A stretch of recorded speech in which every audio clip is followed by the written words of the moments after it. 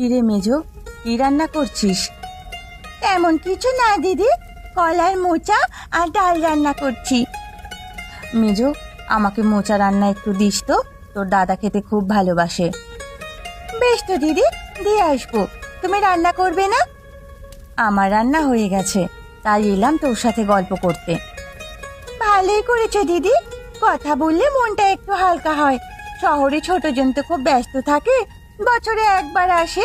ছোট বউ শহরের মেয়ে, গ্রামে একদিনও থাকতে চায় না। হ্যাঁ রে, চাকরি করে ছুটি পেলেই তো আসে, না হলে নয়। আর ছোট বউয়ের কথা বলিস না, বউটা একদম আসতে চায় না। সত্যি বলতে ওর দোষ দিয়েও কি করব বল, জন্ম থেকে শহরে থাকে, এই জন্য গ্রাম ওর ভালো লাগে না। ছোট বউ না হয় শহরের মেয়ে, আমার দেওর তো গ্রামের ছেলে, ও তো আসতে পারে নাকি? আমরা তো দিন রাতে গ্রামের মাটিতেই পড়ে থাকি, ভালো মন্দ আনন্দ দুঃখ সব এই দোচালা ঘরেই। গ্রামটা বড্ড আপন হয়ে গেছে রে মেজো, এই গ্রাম ছেড়ে মন যেতেই চায় না কোথাও। তোমার কথাটা একদম ঠিক দিদি, এই গ্রামটা মনে হয় নিজে। গোপাল কোথায় গেছে মেজো, দেখছি না যে। আর বলো না দিদি, তোমার মেজো দেওর সকালে নদীতে মাছ ধরতে গেছে, এখনো আসার নাম নেই। আচ্ছা, আমি একটা বাটি নিয়ে আসছি। বাটি আনতে হবে না দিদি, এখানে বাটি আছে, এই নাও তোমার মোচার তরকারি। আমি এখন গেলাম বুঝলি, পরে এসে আবার গল্প করব। বেশ দিদি।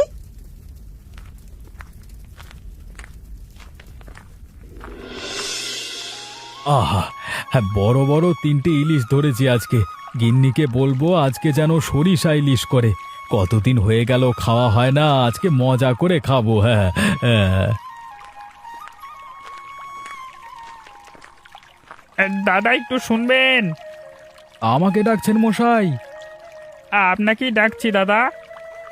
কি বলবেন বলুন। এই গ্রামে গোপালের বাড়ি যেতে চাই, অনেককে জিজ্ঞেস করলাম, কেউ ঠিক করে বলতে পারলো না। আপনি কি চেনেন? গোপালের বাড়ি মানে? আরে আমি তো গোপাল। তাই নাকি? এত ভালোই হলো, আপনাকে মানে আমাকে বেশি কষ্ট করতে হলো না। হ্যাঁ, কিন্তু আপনাকে ঠিক চিনতে পারছি না, আপনি কে বলুন তো? আমি আপনার স্ত্রীর পিস্তুত দাদা রমেশ। আরে আমরা তো শহরে থাকি, তাই আগে কখনো দেখা হয়নি। আজকে কাজে এসেছে এদিকে, ভাবলাম হ্যাঁ আমার বোনের সাথে একটু দেখা করে যাই। ও, ভালোই করেছেন। তবে আমার স্ত্রীর কাছে শুনেছি তার বাবার মানে বাড়ির কুলে কোনো আত্মীয় স্বজন কেউ নেই। আমাদের সাথে ওদের কখনো কোনো যোগাযোগ ছিল না। মায়ের কাছে শুনেছি, মানে আমার মা বলেছিল এই গ্রামে আমার একটা মামাতো বোনের বিয়ে হয়েছে, তাই আসা আর কি। এদিকে কাজ না থাকলে হয়তো মানে আশাই হতো না। বুঝতে পেরেছি মশাই, এখন চলুন আমার সাথে। আচ্ছা চলুন, এই মিষ্টির হাঁড়িটা ধরুন, আপনাদের জন্য এনেছি। মিষ্টি আনবার কি দরকার ছিল মশাই? আমাদের বাড়িতে মিষ্টি খাওয়ার তেমন লোক নেই। খেয়ে দেখবেন, এই মিষ্টির স্বাদ অনেক ভালো, হ্যাঁ, যেখানে সেখানে পাওয়া যায় না। চলুন চলুন, বাড়ির দিকে হাঁটতে থাকি। বেশ বেশ, চলুন।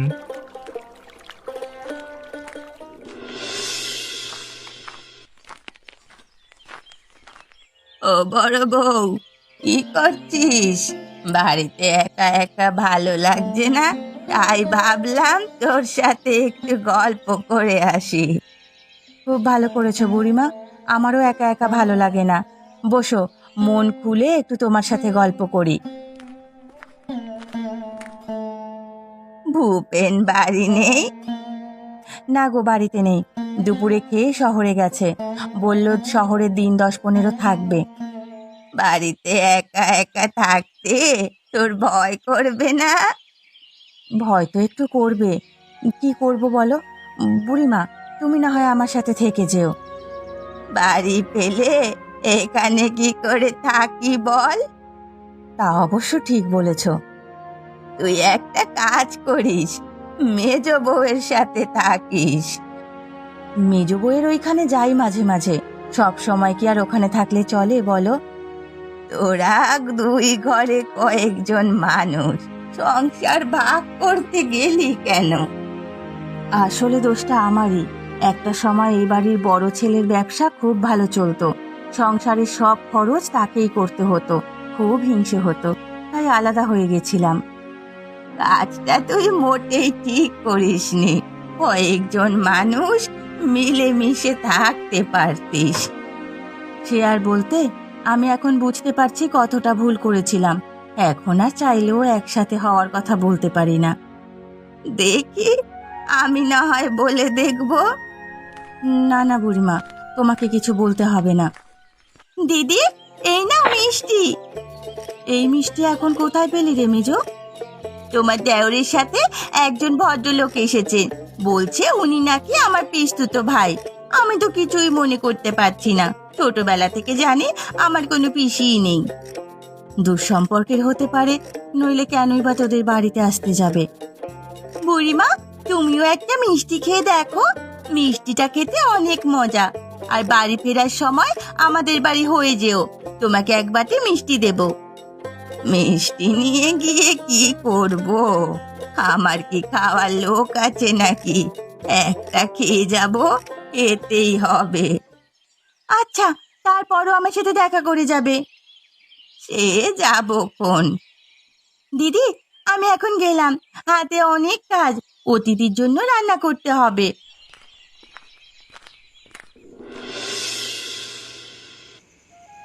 এত আয়োজন!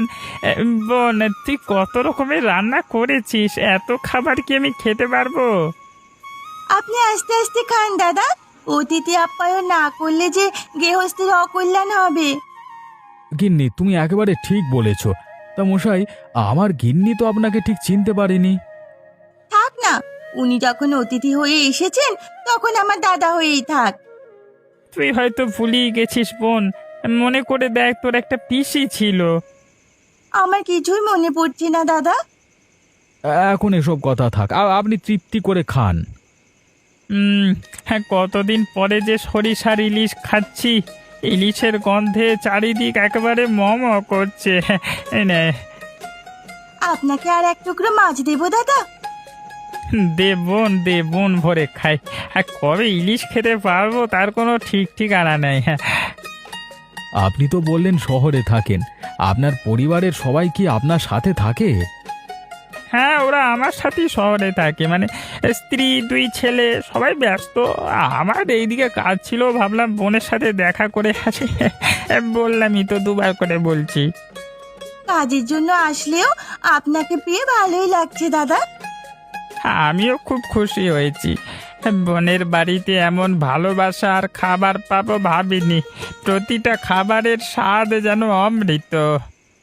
এটাই তো গ্রামের নিয়ম, অতিথি মানেই যেন দেবতা। কি যে বলেন না দাদা! আপনি আমাকে দাদা বলছেন, আবার আপনি আপনি করে কথা বলছেন। আমার খুব খারাপ লাগছে। আপনি বয়সে অনেক বড়, আপনি আমাকে নাম ধরে ডাকুন। ঠিক আছে, ঠিক আছে। মানে নাম ধরে ডাকলে সম্পর্ক আরো মধুর হয়। হ্যাঁ। একদম ঠিক বলেছেন দাদা।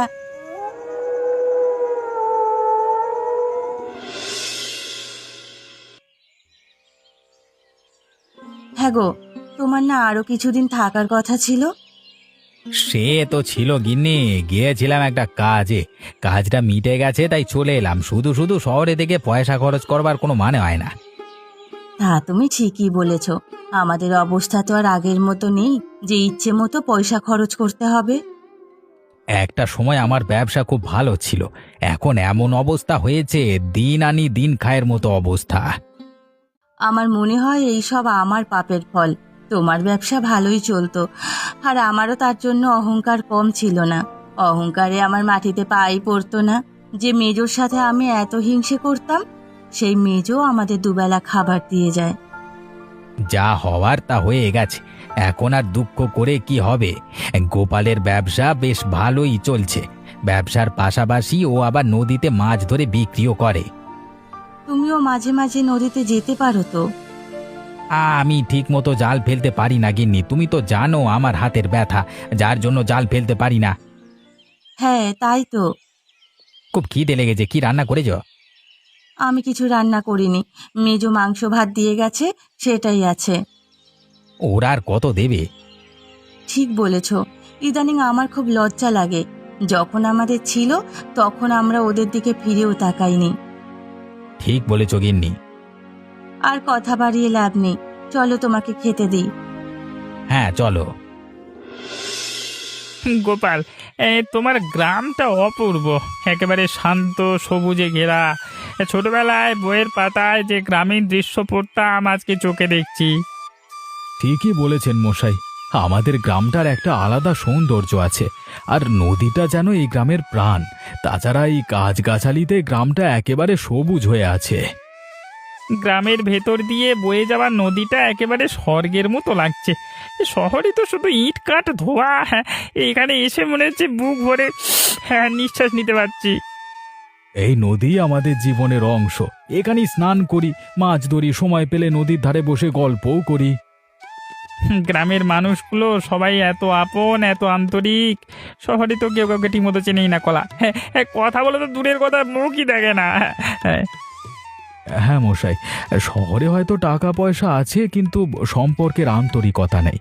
এখানে অতিথি এলে আমরা দেবতার মনে করি আর কি। তোমাদের বাড়িতে এসে আমি সেটা বুঝেছি। তোমাদের আপ্যায়ন আর আমার বোনের রান্না মুখে লেগে থাকার মতো। হ্যাঁ, গিন্নি আমার খুব যত্ন করে রান্না করে, বলে রান্না যদি ভালো না হয় তাহলে দিনটাই খারাপ হয়ে যায়। তোমরা সত্যি ভাগ্যবান, এমন জায়গায় থাকো। আমার তো মনে হচ্ছে সারা জীবন এখানেই থেকে যাই। আমাদের ধন দৌলত না থাকলেও শান্তি আছে, সুখ আছে। আর সকালে ব্যবসার কাজে চলে যাই, কোনো কোনো দিন আবার নদীতে মাছ ধরি, রাতে সবাই মিলে একসাথে খাওয়া দাওয়া, গল্প, এই তো জীবন। ফিরে যাওয়ার পরে মনটা পড়ে থাকবে এখানেই। ভাবছি বছরে একবার হলেও এসে কাটিয়ে যাব কিছুদিন। নিশ্চয়ই আসবেন মশাই, তবে এবারই আপনাকে এই গ্রামের প্রতিটা জায়গা দেখাবো। তাহলে চলো আজকে একটু নদীর ধারে গিয়ে বসে থাকি, বিকেলের আলোয় নদীর ঝলমলে জল উপভোগ করে গিয়ে। হ্যাঁ, চলুন মশাই, আমাদের নদীর ধারে একটা বট গাছ আছে, তার নিচে বসে চা খাবো। গিন্নি বলছিল তোমরা সন্ধ্যার আগে বট গাছের নিচে বসে গল্প করবে, আমি তোমাদের জন্য চা নিয়ে যাব। আহা, এমন আতিথেয়তায় মন ভরে যায়। শহরে ফিরে গেলে শান্তিটা আর পাবো না। এটাই তো আমাদের গ্রামের মহত্ব, একবার এলে কেউ ফিরে যেতে চায় না।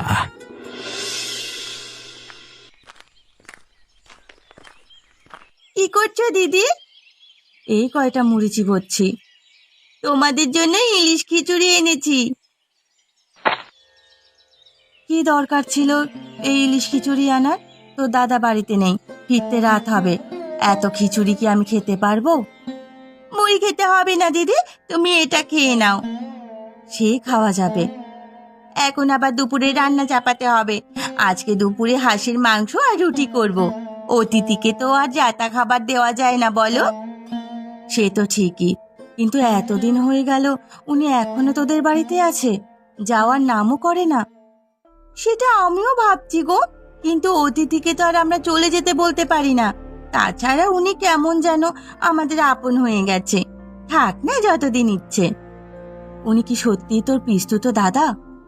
কি জানি, আমি তো মনে করতে পারলাম না।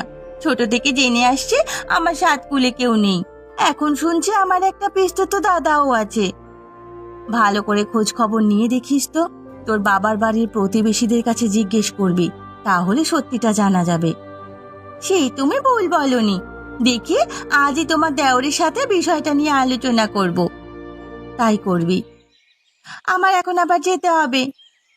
একটু পরে যা, সারাদিন শুধু কাজ আর কাজ আর অতিথি সেবা। অতিথি সেবা না করলে গৃহস্থের অকল্যাণ হবে দিদি। যতদিন উনি এখানে আছেন ওনার যত্নের কোনো ত্রুটি হবে না। মাংস আর রুটি তৈরি করবি তো? আমি রুটি তৈরি করে দেব, আর তুই মাংস রান্না করবি। দেখবি খুব তাড়াতাড়ি হয়ে যাবে। দিদি, আমাকে একটা কথা বলবে? কি কথা? দাদার ব্যবসা কি আগের মতো নেই? এখন একটু খারাপের দিকে। তুই কি করে বুঝলি? আমি তো কোনোদিন তোর সাথে এসব বলিনি। বলনি তাতে কি হয়েছে? আমি ঠিক বুঝতে পেরেছি। এসব কথা এখন থাক মেজো, এ নিয়ে পরে কথা হবে। আচ্ছা দিদি, আমি এখন গেলাম। কে আসছে এদিকে? আমার ভাই জীবন মনে হচ্ছে। জীবনই তো। জীবন ভাই, আমি এখানে, এদিকে আয়। দাদা তুমি এখানে? বাড়িতে সবাই ভালো আছে তো? সবাই ভালো আছে। তুই তো বছরে একবার ছাড়া আসিস না, তা তোকে দেখি যে কি আনন্দ লাগছে। চল চল, বাড়ি চল। দাদা একটা কথা বলবার ছিল, যদি তুমি কিছু মনে না করো বলতে পারি? বল না, কি বলতে চাইছিস? গ্রামে আমার ভাগের জমিটা বিক্রি করতে চাই দাদা। এসব তুই কি বলছিস? আমরা তো কখনো ভাবতেই পারি না গ্রামের জমি বিক্রি করতে হবে। দেখো দাদা, আমি শহরে থাকি, যে বেতন পাই তাতে শহরে চলা খুবই মুশকিল হয়ে যায়। ভাবছি চাকরির পাশাপাশি একটা ছোটখাটো ব্যবসা করব। তোর যদি টাকার দরকার হয় আমরা দুই ভাই মিলে জোগাড় করে দেব, কিন্তু তুই তোর ভাগের জমি বিক্রি করবার কথা ভাবিস না। আমি তো গ্রামে আসি না, বছরে একবার আসি, এসে দুদিন থেকে চলে যাই। ছোট বউ তো একদিনও আসে না, ও গ্রামেই থাকতেই পারে না। গ্রামে আসিস না বলে জমি বিক্রি করতে হবে? শহরে থেকে তো তোর মানসিকতা যেন কেমন হয়ে গেছে একেবারে। শুধু আমাকে দোষ দিচ্ছ কেন? তোমরা দুই ভাইও তো মিলেমিশে থাকতে পারো না? একটা সময় আমাদের মধ্যে একটু ঝামেলা হয়েছিল, কিন্তু এখন সেটা মিটে গেছে। আমরা এখন থেকে অনেক ভালো আছি, দুই ভাই মিলেমিশে থাকি। দাদা আমার কথা আমি জানিয়ে দিলাম, তোমাদের দায়িত্ব আমার ভাগ বুঝিয়ে দেওয়া। এখন বাড়ি চল, এই বিষয়ে গোপালের সাথে আলোচনা করতে হবে। সবাই মিলে একটা সিদ্ধান্ত নিতে হবে। সেই ভালো, চলো চলো এখন বাড়ির দিকে যাই, চলো।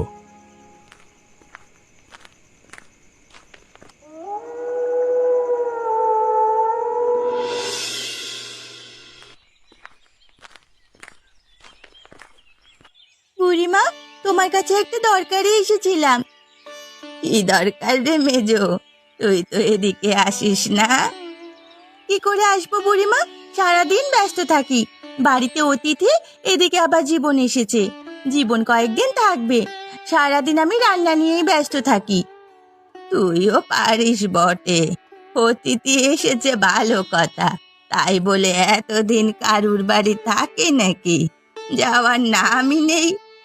যতদিন ইচ্ছে থাকুক না বুড়িমা, আমার অতিথি আপ্যায়ন করতে কোনো সমস্যা হয় না, বরং ভালোই লাগে। সে যাগে, এখন তুই বল কি দরকারে এসেছিস? বুড়িমা, তুমি পুকুর পাড়ের কচু বাগান থেকে কিছু কচুর লতি এনে দিতে পারবে? অতিথি দাদা কচুর লতি দিয়ে চিংড়ি মাছ খেতে চেয়েছে। বলছে কয়েকদিন ধরে তো মাছ মাংস ইলিশ সব খেয়েই যাচ্ছি, এবার একটু দেশি খাবার খাবো। পারবো না কেন? তা কখন লাগবে? তোমার যখন সময় হয় তখনই দিয়ে এসো।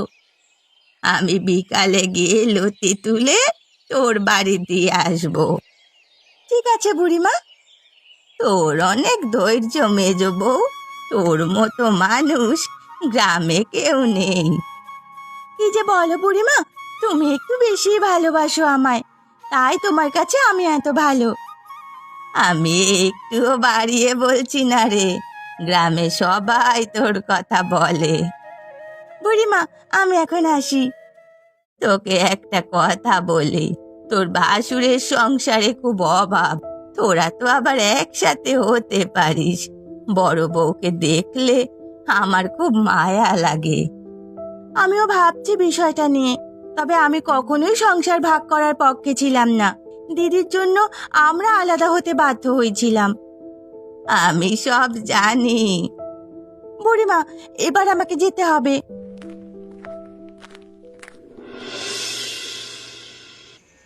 কতদিন পরে যে তিন ভাই একসাথে হয়েছি, মনটা আজকে খুব ভালো লাগছে। একদম ঠিক বলেছিস, আগে তো এমন বসা হতো, এখন তো বছরে একবারও হয় না। সময়টাই এমন, শহরের জীবন কেবল দৌড়ের উপর। গ্রামে আসলে বোঝা যায় শান্তি কাকে বলে। দুদিন থেকে বুঝতে পারছি মন আর চাইছে না ফিরে যাই। তোর একা একা শহরে থাকতে কষ্ট হয় না রে জীবন? হয় দাদা, ছোট বউ তো গ্রামের নাম শুনলে কেমন জানি করে, গ্রামে একেবারে আসতে চায় না। আমিও মনে করেছিলাম গ্রামে আর ফিরবো না, কিন্তু এবার আসবার পর কেমন যেন গ্রামের প্রতি একটা টান চলে আসছে। তবে তুই যে জমি বিক্রি করতে চাইছিস সেটা শুনে খারাপ লাগলো। আমি বুঝি দাদা, তবু উপায় নেই।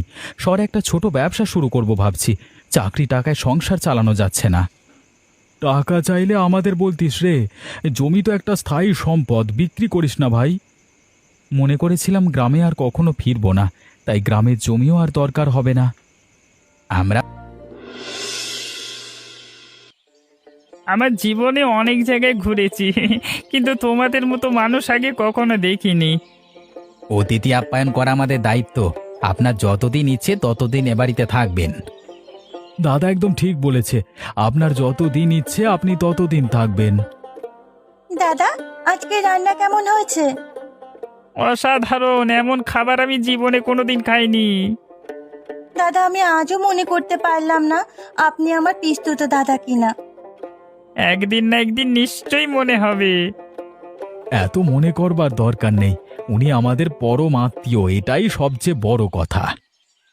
একদম ঠিক মেজো, তোকে আর মনে করতে হবে না, উনি এখন থেকে আমাদের সবার বড় দাদা। তোমাদের কথা শুনে মনটা ভরে গেল আমার। মেজো বৌদি, আমাকে আর একটু খাসির মাংস দাও তো। মাংসটা যা হয়েছে না, বৌদি তোমার হাতে কি জাদু আছে? এত ভালো রান্না করো কি করে?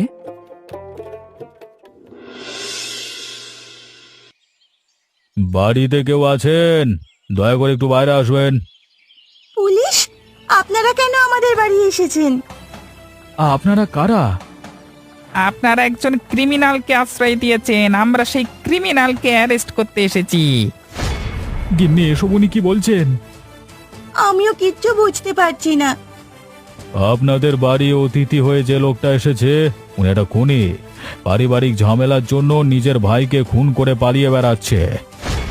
উনি তো বলেছে উনি আমার পিস্তুত দাদা, ওনার ব্যবহারে তো মনে হয় না উনি খুন করতে পারে। লোকটা বিভিন্ন জায়গায় গিয়ে আত্মীয় পরিচয় দিয়ে মানে থাকে আর কি, যে বাড়ি থাকবার সিদ্ধান্ত নেয় সেই বাড়ির খোঁজ খবর আগে থেকে নিয়ে নেয়, এমনি তাদের ছবিও সংগ্রহ করে রাখে আর কি। হ্যাঁ, তাহলে তো উনি বড় ধরনের অপরাধী। একদম ঠিক বলেছেন। উনি কোথায় আছেন এখন? ওই দিকটার ঘরে ঘুমোচ্ছে। আচ্ছা, আমরা তাহলে ওনাকে নিয়ে আসি। ক্রিমিনালটা পালিয়েছে। পালিয়ে যাবে কোথায়? আমাদের হাতে ওকে ধরা পড়তেই হবে। আমরা তাহলে গেলাম।